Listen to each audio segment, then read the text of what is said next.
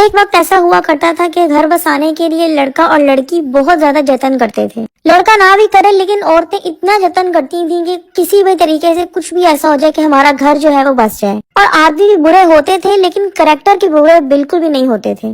100 میں سے 60-70% آدمی جو ہوتے تھے وہ اپنی بیویوں کے ساتھ کچھ سال گزارنے کے بعد بالکل ٹھیک ہو جاتے تھے، کیونکہ ان میں برائیاں بھی صرف گھریلو ہی ہوتی تھیں. کوئی اپنے ماں باپ کی باتوں میں آ جاتا تھا، بہنوں کی باتوں میں آتا تھا، بھائیوں کی باتوں میں آ جاتا تھا، یا پھر کسی کو سگریٹ وغیرہ پینے کی عادت ہوتی تھی. اور ان سب برائیوں کو جو ہے عورتیں کچھ سال اپنے شوہر کے ساتھ رہ کے یہ سب عادتیں ختم کر دیتی تھیں، کیونکہ عورتوں نے گھر بسانے ہوتے تھے. اور شوہروں نے بھی اپنی عادتیں ختم کر دی انہی بیویوں کے پیار میں آگے، کیونکہ وہ بھی ان کو بیویوں کو نہیں چھوڑنا چاہتے تھے. اب ایسا دور آ گیا ہے کہ اتنی چھوٹی چھوٹی باتوں کے اوپر جو ہے وہ طلاقیں ہو رہی ہیں. کوئی سوشل میڈیا آپ کھول لیں، کوئی چیز کھول لیں، انسٹا، ٹک ٹاک، کچھ بھی آپ کھول لیں، آپ کو ایک ہی کیس جو ہے وہ سب کو نظر آ رہا ہے. میں نام نہیں لوں گی لیکن یقین ہے کہ آپ لوگوں کو پتہ چل جائے گا. اگر ایک آدمی کریکٹر لیس ہے تو فیملی کے بڑوں کو بٹھا کر اس بارے میں بات کی جا سکتی ہے اور اس چیز کو حل کیا جا سکتا ہے، بجائے اس کے کہ آپ ڈر کے جو ہے وہ اپنی جگہ چھوڑ دیں، اپنا گھر چھوڑ دیں. اور جہاں تک آدمی کی بات آتی ہے تو بھائی اسی لیے کہتے ہیں کہ ایجوکیشن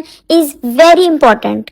آج کل کا دور تو ایسا ہو گیا ہے کہ جن کے پاس ڈگریاں ہوتی ہیں، اتنے پڑھے لکھے ہوتے ہیں، ان کے اندر بھی ذرا بھی عقل نہیں ہوتی کہ ان لوگوں نے کس طریقے سے اپنی زندگی گزارنی ہے. تو یہ جس بندے کی آج کل بات چل رہی ہے وہ تو ہے ہی ان پڑھ. شادی کرنے سے پہلے ماں باپ کو یہ لازمی دیکھ لینا چاہیے کہ ان کی شادی، ان کی پڑھی لکھی بیٹی کی شادی کسی ان ایجوکیٹڈ انسان سے تو نہیں ہو رہی، کیونکہ ایک ان پڑھ انسان کتنا بھی پیسہ